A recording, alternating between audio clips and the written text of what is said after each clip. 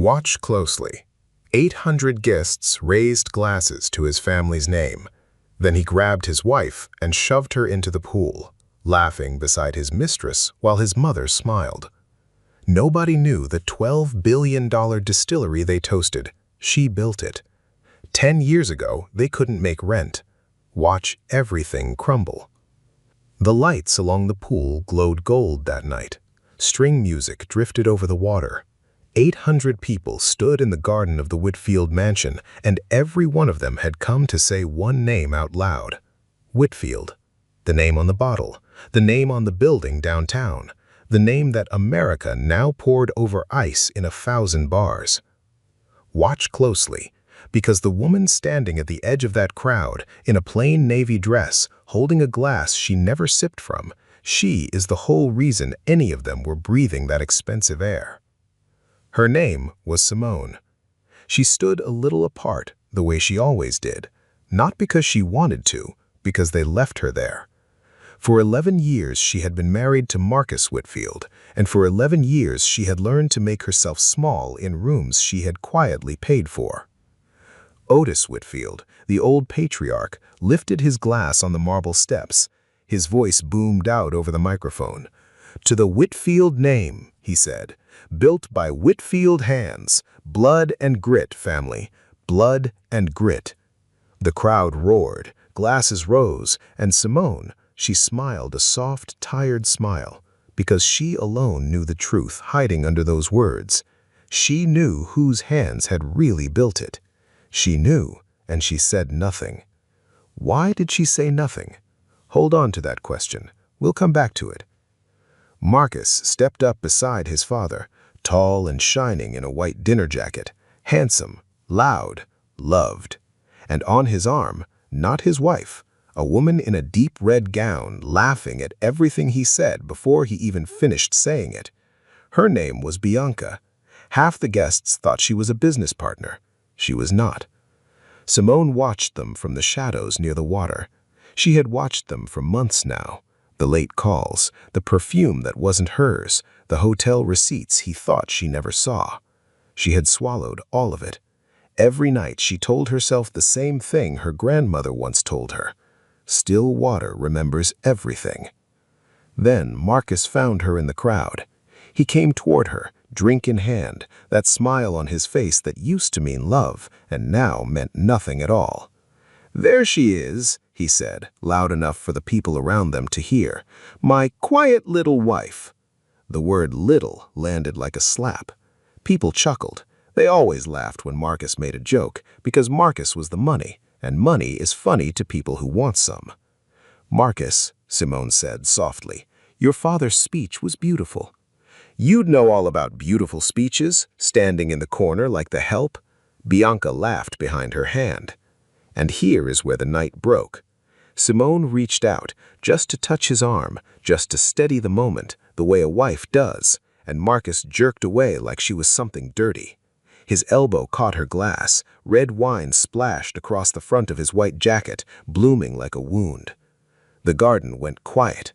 Marcus looked down at the stain, then looked at Bianca, then at his mother, Odessa, who had drifted close with her mouth already twisting. And something in him, some small, terrified, prideful thing, decided it could not be embarrassed in front of these people. Not tonight, not in front of her. "You clumsy," he started. "It was an accident," Simone whispered. "Everything about you is an accident," he said. And then he grabbed her by the arm. "Marcus, don't!" He shoved her, hard, backward, into the pool. The splash cut the music off like a knife. 800 people gasped, and then, this is the part that hurts, some of them laughed. Bianca laughed loudest, her red gown catching the light as she doubled over. Odessa Whitfield, his own mother, put her hand to her chest and smiled. Terence, his brother, lifted his phone and started recording, not to help, to keep. Let that sink in. His own mother, his own brother, the people who owed her their whole lives, and they were entertained. That is what betrayal looks like when it comes from every direction at once. It doesn't come with a warning. It comes with laughter. A woman near the bar leaned to her friend and whispered, "Poor thing, she never did fit in with them, did she?" And her friend whispered back, "No, she never did." They had it exactly backwards, and they had no idea. Neither did anyone else in that garden. Simone came up out of the water, gasping, her navy dress heavy, her hair flat against her face. Her makeup ran down her cheeks like the whole night was crying for her, since she would not. A young waiter, a boy who couldn't have been more than 19, took one step toward the edge with his hand out to help her. Marcus stopped him with a look. Just a look. The boy pulled his hand back and lowered his eyes, ashamed, and Simone saw all of it. She would remember that boy. She would remember who tried. Marcus stood at the edge, looking down. "Get out," he said. "You're embarrassing the family." The family. As if she were not part of it, as if she had not carried it on her back. Simone did not scream. She did not beg. She pushed her wet hair from her eyes and looked up at him, and for 1 second, just one, something crossed her face that made Marcus stop smiling. It was not anger. It was not tears. It was something colder and quieter than both. It was recognition, like she had finally seen him clearly. She climbed out of that pool alone. No one offered a hand. 800 people, and not one hand. She walked across the marble in soaked shoes, past the mistress, past the mother, past the phone still filming, and she did not look back. And as she walked, something happened inside her that none of them knew as they watched her go. Every glass they had raised that night, every bottle, every drop, the very name they were so proud of, belonged to the dripping woman walking away in silence, and she was about to remember exactly who she was. But what came next, not a single soul in that garden could have seen coming. To understand a woman like Simone, you have to go back, way back, before the mansion, before the marble, before the name. You have to go to a narrow street in a tired little town in the Low Country where the houses leaned close together and everybody knew everybody's business. That's where Simone grew up. In a small wooden house that smelled of cornbread and cedar with her grandmother, a woman the whole street called Mama Ruthie. Mama Ruthie raised her after Simone's parents passed, one right after the other, the year Simone turned 9. And Mama Ruthie did not raise her soft, she raised her strong. They had almost nothing, but Mama Ruthie had one thing that mattered, a recipe, an old, careful, secret way of aging spirits in charred oak that had come down through the family for 4 generations from folks who once did it in the dark because the law and the world said they couldn't own a thing. Mama Ruthie kept it alive in a little shed out back, and she taught it to Simone like she was passing down scripture. "This here is ours," Mama Ruthie would say, pressing a small copper measuring cup into Simone's hands. It was old and dented and worn smooth from 100 years of family fingers. "Long as you got this, you got everything you need to build something real. You hear me, baby? Something real. That copper cup, remember it. It matters more than anything else in this story." Let me tell you about the woman who gave it to her so you understand what Simone was really made of. Mama Ruthie had hands like tree bark and a back bent from other people's laundry. She had spent her whole life being told what she could not have. She could not have the storefront. She could not have the loan. She could not have her name on the good part of town. But every evening, after the work that fed them, she would walk out to that little shed, light a lantern, and tend her barrels like they were children. "They can take the daytime," Mama Ruthie told Simone once, "but this here is mine. The night is where we build what's ours." Simone learned 3 things from her grandmother that no school ever taught her. She learned that patience is a weapon. She learned that a quiet woman is not an empty woman. And she learned that the world will try to wear your work like a coat and forget your name. So you must always, always keep proof of who you are close to your heart, where no one can reach it. That last lesson would one day save her life. She just didn't know it yet. Mama Ruthie hung it on a thin chain, and Simone wore it around her neck, under her clothes, close to her heart. She wore it the day she left for college on a scholarship she earned with nights of no sleep. She wore it the day Mama Ruthie died and left her nothing in this world but that little cup and a promise. And she was wearing it the day she met Marcus Whitfield. He was charming then, truly. Back before the money, before the fear, Marcus was a young man with big dreams and empty pockets, working the counter at his father's failing little liquor store. The Whitfields were not rich then. Let that land. They were sinking. Otis had run 3 businesses into the ground. They owed everybody. The store was weeks from closing. Simone loved Marcus anyway. She loved the version of him that held her hand on the bus and told her she wanted to build something that would last. And she believed him. So she gave him the only thing she had that was worth anything. She gave him the recipe. Her grandmother's recipe. Their family's blood and dark and patience poured into his hands. "We'll build it together," he told her. "Your name and mine, side by side." Do you believe him? She did. They married young and broke. Their first apartment was 1 room over a laundromat, so hot in summer they slept on the floor by the window. There were months they could not make rent. Months Simone worked 2 jobs and came home to teach herself business law from library books at the kitchen table while Marcus slept. She was the one who found the old warehouse and talked the owner into leasing it for almost nothing. She was the one who perfected the aging, who mixed the first batches by hand with that copper cup, who drew the label on butcher paper. She was the one who stayed up until the sky turned gray, learning how to file, how to license, how to protect what was ours. And quietly, so quietly no one noticed, she was the one who built the whole legal skeleton of the company under a holding name only she understood. She called it Ruthie Holdings, after her grandmother.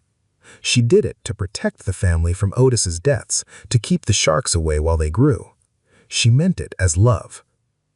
She had no idea back then that one day it would become the only thing that could save her. Keep that name in your mind, Ruthie Holdings. It is the loaded gun sitting quietly on the table of this whole story. There is a memory she kept from those early years, sharper than all the rest. A winter night, no heat, the 2 of them sharing a single bowl of rice at the kitchen table. Marcus was scared. He said, "What if it never works? What if we starve?" And Simone took his cold hands in hers and said, "Then we'll starve building something real. But we won't starve, baby. I promise you. I've got a recipe older than both our fears." He believed her that night. He looked at her like she hung the moon. Where does a man put a memory like that when he decides to throw the woman in it into a pool? Where does it go? The years passed. The little brown bottles caught on. First 1 bar, then 100, then 1,000. The Whitfield name, because Marcus insisted the label say Whitfield for the market, he said. People trust an old family name. Began to mean something. And as the name rose, Marcus rose with it. He got taller in rooms, louder. He started believing his own legend, blood and grit, Whitfield hands. Understand how big it got. There came a day, years in, when Simone stood in a warehouse the size of a stadium and realized a single week of what those bottles now brought in was more than her grandmother had ever earned in her entire hard-working life. She did not celebrate. She stood very still and cried quietly for Mama Ruthie, who had made the same spirit in a backyard shed and never once got to see it honored. That was the day the size of it truly landed on her. And still, she let the name on the label stay Whitfield, because she thought that was love. And Simone? She stepped back. She let him shine. She thought that was what love was, building the fire and letting the other person stand in its light. She still wore the copper cup under her dress, close to her heart, and she still whispered her grandmother's words to herself when the loneliness got heavy. Still water remembers everything. But the gentle girl from the Low Country did not yet know how cold the water in that mansion would get. She did not know the man she saved was about to try to erase her completely. And what he did next broke her in a way even the pool never could. After the party, Simone did not go home to a warm bed and an apology. She went home to war. Marcus did not speak to her for 3 days. When he finally did, it was to hand her a folder. Inside were papers, legal papers. He wanted her to sign away her role in the company, every share, every title, every trace, for a clean transition, he called it. The board thinks it looks bad. A wife with her fingers in the business. It's messy. Investors don't like messy. The board, Simone repeated, or Bianca. His jaw tightened. And there it was, the truth he wouldn't say. Because here's Marcus's real fear, the human thing crawling underneath all that pride. Marcus had spent so many years pretending he built the empire that he had started to need it to be true. If Simone stayed, she was a living reminder that he was nothing without her. And a man that scared of the truth will burn down anything to keep from facing it. Bianca knew that fear. She used it like a key. Understand her, too, before you hate her. Bianca had come up hard, harder than most. She had been poor in a way that teaches you to grab and never let go. She had watched her own mother die owing money to men who came to the door. She swore she would never be powerless again. So when a rich man, insecure, drifted into her arms, she did not see a person. She saw a lifeboat, and she meant to climb in, even if she had to push somebody else out to do it. "She's using you," Simone told Marcus quietly. He laughed. "Jealousy doesn't look good on you." "It's not jealousy. It's the truth. Marcus, I have never wanted anything but for you to be—" "Sign the papers," he said. She didn't, not that night, so the family went to work on her. Odessa came the next morning, all sweetness and poison. "Baby, you don't want to be the woman who tore this family apart," she cooed over tea she didn't drink. "The name is bigger than any one of us. You always understood that. You've always known your place." Your place. Odessa had never once thanked her. Odessa had spent years telling people her son was a genius, that the recipe was an old Whitfield secret. She had rewritten history so many times she believed it. Terence, the brother, was colder and simpler. He just wanted money and less competition for his father's favor. He cornered Simone in the hall. "Just take the buyout and go," he said. "Nobody wants you here. You were just the wife." Just the wife. She heard it from all of them now. Marcus, Odessa, Terence, Bianca smiling in the background. A wall of voices, all saying the same thing. You are nothing. You were always nothing. And here is the terrible thing about betrayal from many mouths at once. It doesn't feel like a lie. It starts to feel like a fact. Simone stopped eating. She stopped sleeping. She would sit at the window at 3 in the morning, the copper cup cold in her fist, and she could not remember the sound of her grandmother's voice anymore. She went numb, the kind of numb that scares the people who love you, except there was no one there who loved her. She started sleeping in the guest room at the far end of the house, the one that looked out over the pool. She would lie there in the dark and hear them downstairs, Marcus, Bianca, Odessa, Terence, laughing over dinner in the home she built, eating off plates she chose. And she would press the copper cup to her lips to keep from making a sound. There is a special cruelty in being erased inside your own life, in watching strangers make themselves comfortable in a house that only stands because of you. One night, she overheard them. She wasn't trying to. She came down for water and stopped on the stairs when she heard her own name. "She won't sign. She's stubborn." "Then break her," Bianca said. "Easy as ordering dessert. Everybody breaks. Take the little things first. The car, the cards. Make her feel it. She'll sign to make it stop." A pause. Then Odessa's voice, soft and pleased. "That's my kind of girl." Simone stood on that dark staircase and understood, finally, that these people were not going to stop. Not until there was nothing left of her at all. She went back up without her water. She did not sleep. Have you ever been so alone in a house full of people that you forget you're real? One gray afternoon, she almost signed. She actually held the pen. Her hand shook. Every voice in her head said, just make it stop. Just disappear. Just let them win. And that, right there, was the moment they nearly took the last thing she owned. Not the company. Herself. Then the pen slipped from her fingers and rolled off the table, and she bent to pick it up, and the copper cup swung out from her collar and caught the light. She stopped. She held it in her palm. Old, dented, smoothed by 4 generations of hands that never got to own a single thing the world respected, but who kept building anyway, in the dark, on faith. Long as you got this, you got everything you need to build something real. And Simone heard her grandmother again, clear as morning. Still water remembers everything. She did not cry. She stood up. She walked to the drawer where she kept a single business card, worn soft at the edges, a card she had held on to for 11 quiet years and never once used. A lawyer, an old friend from her library book nights, a man named Gerald Boone, who had helped her build Ruthie Holdings all those years ago and had promised her back then, "The day you ever need this, you call me." And on that day, Simone, they will learn who they were dealing with. She picked up the phone. Her voice did not shake anymore. "Gerald," she said, "it's time. Bring everything." She hung up. She looked at the unsigned papers on the table, and for the first time in weeks, she smiled.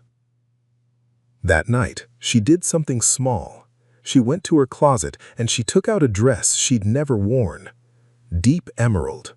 She'd bought it years ago for a night that never came, a night when someone might finally see her. She laid it across the bed and looked at it a long time. Then she took the copper cup off the thin chain it had hidden on for 30 years and moved it to a longer one, a chain that would let it sit on the outside of her clothes, high on her chest, where the whole world could look at it. No more hiding. Not the cup. Not her. Over the next 2 weeks, while the family celebrated and planned their big gala, Simone and Gerald worked in the quiet, filing, confirming, making certain every single document was airtight, notarized, and impossible to argue with. She was not angry anymore. Anger is loud, and she was done being loud back. She was something far more dangerous now. She was certain. Because they had made one mistake, one beautiful, fatal mistake. They thought the quiet woman had nothing. But what she was about to reveal would silence every single one of them. 2 weeks later came the biggest night of the year for the Whitfield Empire, the Legacy Gala. The night the company opened its books to its investors, celebrated its record year, and, this year, announced a massive expansion. Marcus had planned it as his coronation. He was going to stand on that stage, name Bianca his new director of brand, and finish erasing Simone in front of everyone who mattered. The ballroom downtown glittered. Investors, press, the whole city's money all under one gold ceiling. On the giant screen behind the stage glowed the words, "The Whitfield Legacy, Blood and Grit." Marcus took the stage to applause. Bianca sat in the front row in white now, like a bride. Otis nodded like a king. Terrence filmed it, smiling. "For 4 generations," Marcus began, "the Whitfield family has—" The ballroom doors opened at the back, and Simone walked in. Watch her now, because this is not the woman from the pool. Gone was the plain navy dress. She wore deep emerald, cut sharp and clean, her hair crowned high, her back straight as a blade, and around her neck, over the fine fabric where everyone could see it, the little copper cup catching the chandelier light like it was made of pure fire. She did not rush. She walked down the center aisle, slow and certain, her heels steady on the marble, and every head in that room turned to follow her. Behind her walked Gerald Boone in a gray suit carrying a black leather case. Marcus faltered at the microphone. "Simone, this is a private event. You're not—" "I'm exactly where I belong, Marcus. For once." Security started forward. Gerald lifted one hand and said just loud enough, "I would advise against touching the majority owner of this company." The room rustled. Majority owner? Marcus laughed, but it came out thin. My wife has no standing here. She signed nothing, she owns nothing, she's confused. Then let's clear up the confusion, Simone said, in front of your investors, since honesty is such a Whitfield value. She climbed the steps to the stage. She took the second microphone, and she turned to the 800 faces, some of the very same faces that had laughed while she went under the water. Most of you know me as the quiet wife, the one in the corner, the clumsy one who fell in a pool. A ripple of uncomfortable laughter. Yes, you saw the video. Some of you shared it. Silence now. Let me tell you what the video didn't show. She nodded to Gerald. He opened the case and one by one handed documents to the head of the investor board, a stern woman in the front who took them with a frown that slowly changed. "Every bottle you sell," Simone said, "comes from a recipe that is mine, my family's, 4 generations old. I gave it to this company with my own hands. The aging process you brag about in your ads, I designed it in a rented warehouse while I worked 2 jobs." Her voice never rose. It didn't have to. The original license, the trademark, the formulas, all filed under a holding company, Ruthie Holdings. Marcus went pale, because now he remembered. Now he understood the name he'd signed under 1,000 times and never once questioned. Ruthie Holdings, Simone continued, owns the recipe, the process, the trademark, and 51% of every share in this business. I built it that way years ago to protect this family from its own debts. And Ruthie Holdings, she paused and looked straight at Marcus, has one owner. Me. The gasp in that room was like the air being sucked out of the world. Marcus stumbled to the second mic. That's a lie. That's not... Dad, tell them." Otis Woodfield said nothing. Otis had gone gray as ash. Because Otis, deep down, had always known. He had signed papers he never read. He had toasted a name he never earned. And now the whole city was watching his face learn the truth. "Simone," Marcus's voice had gone from a shout to almost a whisper. "Simone, why would you keep this a secret? For 11 years? Why?" And this is the question the whole room leaned in to hear. She turned to him, and for the first time all night, something like sadness crossed her face. "Because I loved you," she said simply. "I built it in my grandmother's name to protect you, from your father's debts, from every shark that ever smelled money on this family. I was holding the door shut so nothing could get in and hurt us." Her jaw tightened. "I never once thought I'd have to hold it shut against you." You could hear a pin drop on that ballroom floor. Some of the investors were not looking at Simone anymore. They were looking at Marcus, and their faces had already decided. The head of the board looked up from the documents. She spoke into the room clearly. "These are authentic, verified filings. She's telling the truth. She controls the company." In the back of the room, a reporter had already lifted her phone and was speaking low and fast into it. Cameras that had come to film a coronation were now filming a collapse. Investors leaned into each other, whispering the same 3 words over and over. "She owns it. She owns it. She owns it." And every whisper was another nail. Watch the faces of the ones who laughed at the pool. The woman from the bar who called her poor thing had gone still and pale, a glass frozen halfway to her lips. Terrence had stopped filming. For the first time all night, that phone was down at his side, useless. because now the truth was the thing being recorded, and he was on the wrong side of the lens. You want to know what real power sounds like? It doesn't shout. Simone turned to Marcus and her voice dropped, soft, almost kind, and somehow that was worse than any scream. You shoved me into the water in front of 800 people to impress a woman who only wants you for what you can't even really give her. You called me an embarrassment to the family. She let that sit. Marcus, I am the family business.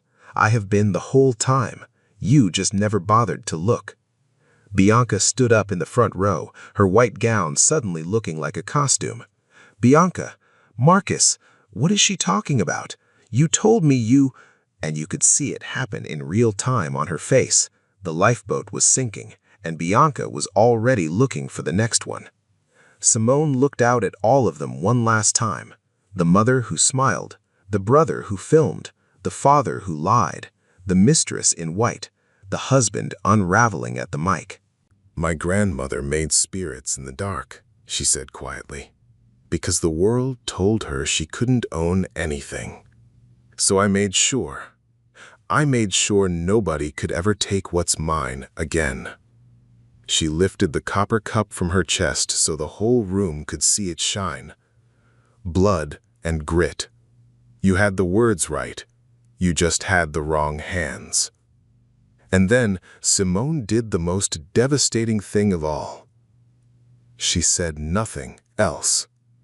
She simply set the microphone down, gently, like laying a sleeping child to rest, and she walked off that stage into total, ringing silence. Not one clap, not one word. Just 800 people staring at a name on a screen that had never really belonged to them. Bianca pushed out of her seat and hurried up the aisle after her, heels clicking fast on the marble. "Wait," she called. "Wait, you and I, we're not so different, you know. We both did what we had to do." Simone stopped. She looked at the woman in white for a long, quiet moment.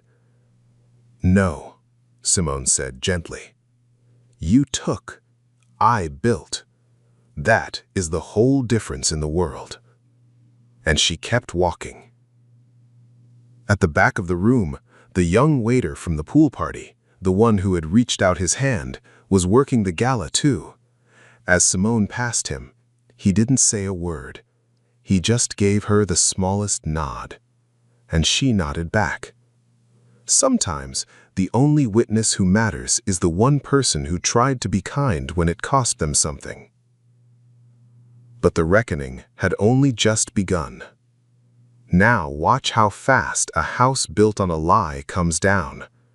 By the next morning, the story was everywhere. Not the video of a woman falling in a pool.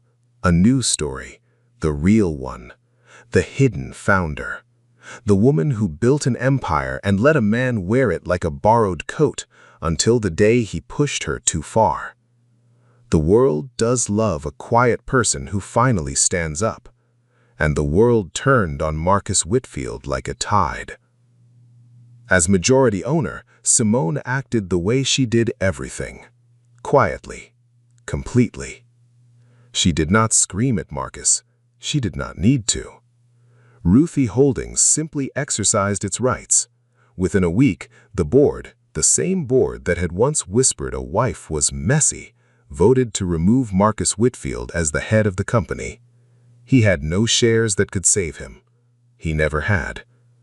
Everything he thought was his had always been sitting in her name. Here is the part that reveals just how much was truly hers. A single one of those aged barrels, the rare reserve, now sold at auction for more than most working families in this country earn in half a decade of long, hard days. And every last drop of it flowed from her grandmother's recipe. Marcus had been living like a king off a kingdom he only rented and never even knew it. Marcus lost the company, he lost the title, he lost the mansion, because the mansion too had been bought through the business and the business was hers. He stood in the driveway on a bright, cold morning and watched the movers carry out the furniture, and he had never in his life looked so small. And the cruelest part? Simone never took a single thing from him out of spite. She didn't have to. She simply stopped holding the door shut. All those years, she had been the wall between this family and the truth of who they really were. She stepped away from the wall, and the truth walked right in and took everything. That is what they never understood. She was never their servant. She was their shelter, and they threw their shelter into a pool party and laughed. And Bianca? Bianca was gone before the ink dried. The morning after the gala, she stopped answering his calls. Why would she stay? He was never the prize. The prize was the empire, and the empire had a different name on it now. Word came weeks later that she'd already attached herself to some other man with a big house and a bigger ego. That is the cruel arithmetic of a woman who only knew how to survive by grabbing. She grabbed and ended up holding nothing real. There is a kind of poverty no fortune can fix, and Bianca will carry it her whole life. Odessa Whitfield, the mother who smiled while her daughter-in-law went under the water, found the invitations stopped coming. The society friends who once kissed her cheeks now whispered behind her back. The name she had bragged on for years was now the name of her family's public humiliation. She called Simone once, just once. "Baby," she started in that same sweet, poisoned voice. "Surely we can talk as family." "You had 11 years to call me family. You called me the help."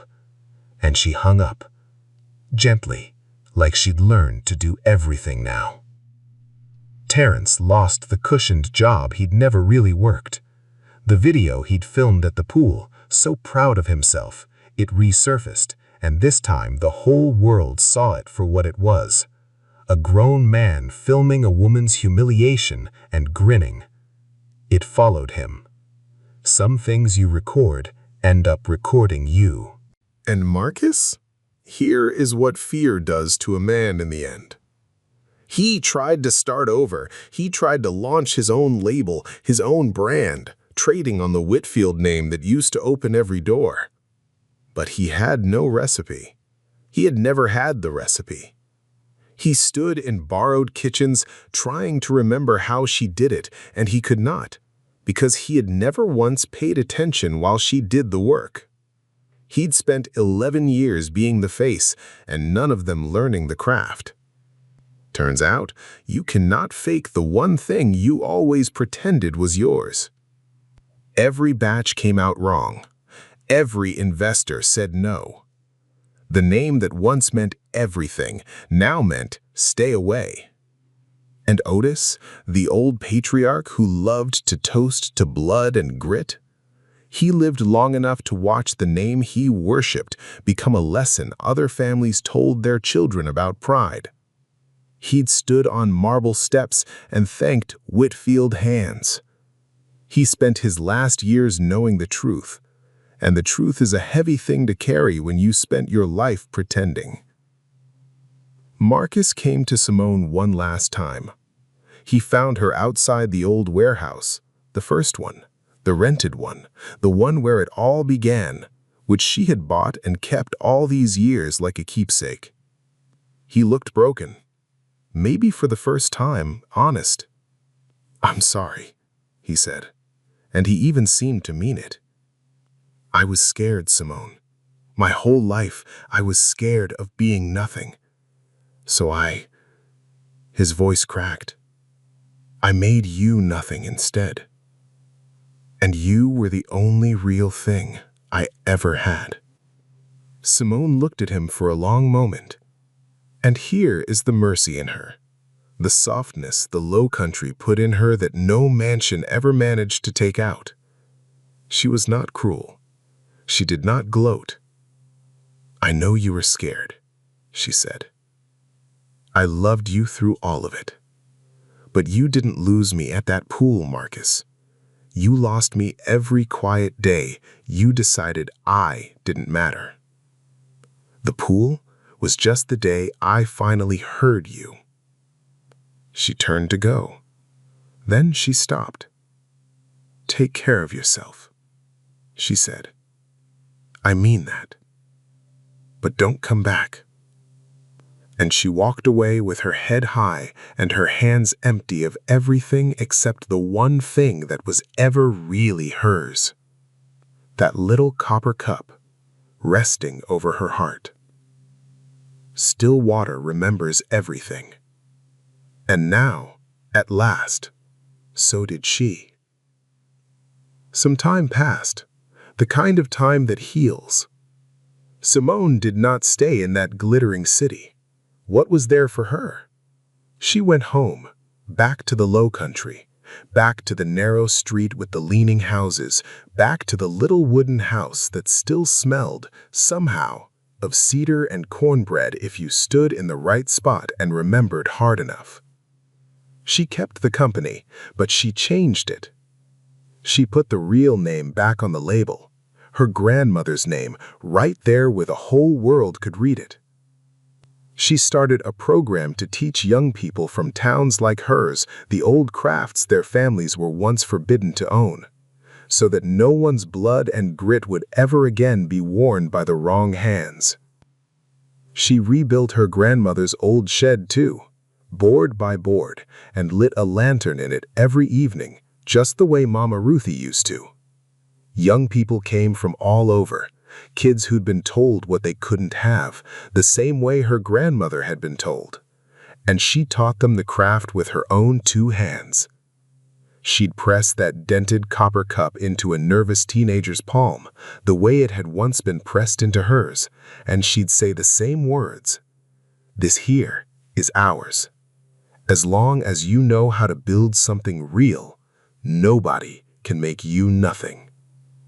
And she'd watch their eyes change. That was the wealth she cared about now. Not the empire.